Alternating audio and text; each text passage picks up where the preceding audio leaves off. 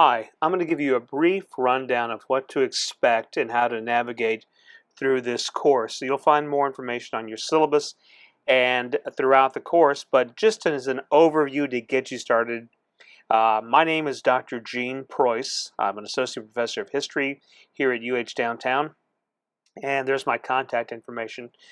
I wanted to let you know a little bit about me and why I am a historian.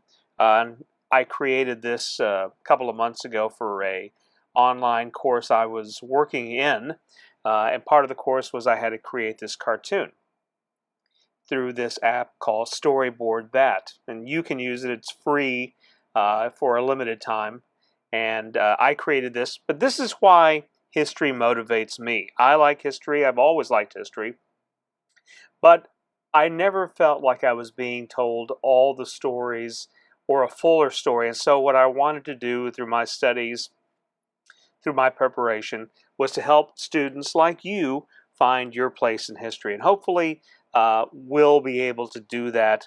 And I hope that whatever major you have, whatever class you take, you find something that motivates you. So enough about me. Let's talk about some of the tools you're going to need for this course. Now, there are free tools that you pay for as part of your enrollment at UH Downtown. One of those is Microsoft Office. So students say, well, I don't have Word, or I don't have Excel. Unfortunately, those are the tools of the profession. I use in my own personal life a lot of Mac and not so much PC, but I have to use PowerPoint, I have to use Microsoft Word in much of what I do. So I've had to learn those tools as well. You get it free. It's part of your enrollment to have MS Office 365. It's a great tool, and you can learn more about it. I have more information on the syllabus. Gator Mail, this is the official university mail we'll be using for this class and for all of your course and university business. You can get this sent to your phone or your tablet. You can link your account to your university account. There's more information on the syllabus, and throughout the course you'll see more information. You might want to look into that too. Zoom is a powerful presentation tool. It is actually a conferencing tool. From time to time we'll be using Zoom for conferencing, for office hours, and for me to give lectures on topics in this course. So we'll be using Zoom. You should learn how to use that as well. VoiceThread is a quick and dirty, easy to use presentation making tool. I use different types of tool. Like right now I'm using a different tool, but I could have made this little presentation via VoiceThread. And this is one thing that I might ask you to use in this class. There may be others as well, so be prepared and to learn how to use different types of tools that you have access to and that don't cost you anything to use. Now, you want to know about your grades, I'm sure. Well, your grades should reflect your effort. Now, one of the things about your grades, it's dependent upon your attendance, and even in an online course, you have attendance, you have projects that you have to do, exams you have to take, assignments you have to do. It's based upon your participation. You also have assignments and the effort you put into those assignments. So all of those things play into how your grades are determined. Now for letter grades, expect an A to mean that you have performed exceedingly well, that you've exceeded the expectations I have for most students in this course. For a B student, they might do an admirable job and they are proficient. It just isn't that final bump for an A. These are still good grades, as is a C. A lot of people say, well, I turned in all my work, I did all my assignments, I came to class. Well, those are the basic expectations. And if you're just going to perform at that level, that's still C work. And there's nothing wrong with getting a C. Again, all of these are good passing grades. Now, if you don't meet all your expectations, you might get a D, and if you really don't pay attention to the class, you may get an F. So that's what the grades mean, and they're determined by points. And basically, as long as you get close to a letter grade, within a point of letter grade, I'll go ahead and bump you up. So anything more than an 89, rather than that being a B, that'll be an A. Likewise for a C or an F grade. If you're below 58 points, you might get an F. But I am willing to give you the benefit of the doubt on some of those grades. That's all explained in your syllabus as well. Textbooks, please get them as soon as possible.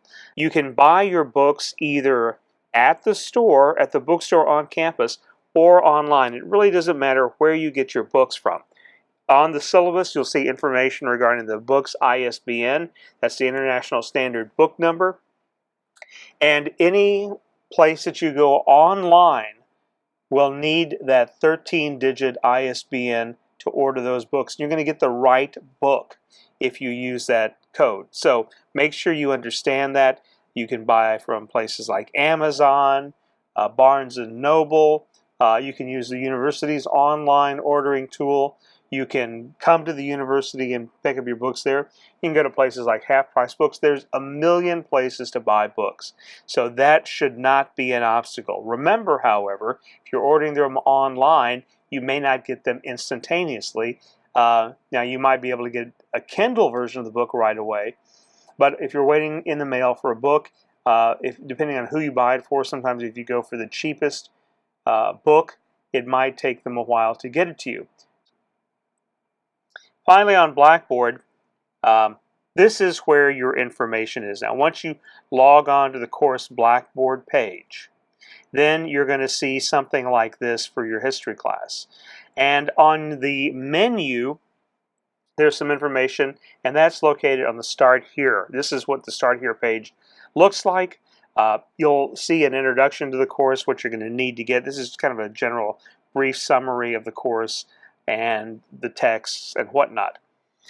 On the course info, this is where you can find announcements that I might send regularly, updating you about new information, assignment details, what's due that week.